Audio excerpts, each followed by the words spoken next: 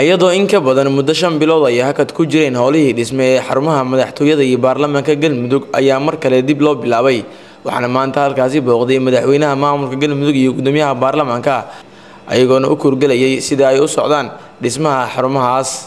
gudoomiyaha baarlamaanka Galmudug Xasan Maxamuud Heel oo goobta ay ka soconayso dhismaha xarumaha maamulka kula hadlayay saxaafadda ayaa sheegay in muddadii lagu waday in la dhameystiro dhismayaasha xarumaha maamulka ay u baaqdeen howlo farsamo mashruucu dhismuhu wuxuu noqon doonaa laba qaybood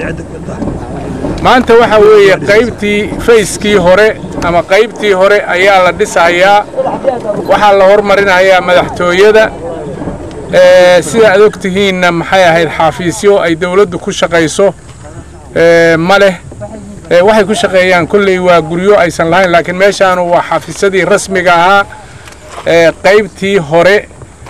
dhismaha madaxtooyada iyo baarlamaankana waa ku xigsan doonaa qaybta labaadna waan u gudbin doonaa ilaahay idankii markii qaybtaanu dhamaato madaxweyne caalin oo isna halkaasi ka hadlay ayaa ugu baaqay jaaliyadda reer Galmudug inay ka qayb qaataan dhismaha deegaankooda haddii marka annagu aan isku kalsoonaano dawladihii hore wasiiraan lahayn mas'uuliyiin saraan lahayn haddana hal xafiis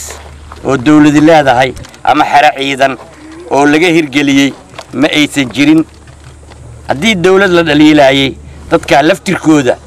dhaliisha kama aysan fakanaynin maanta se annagoo aan waxba dhaliileen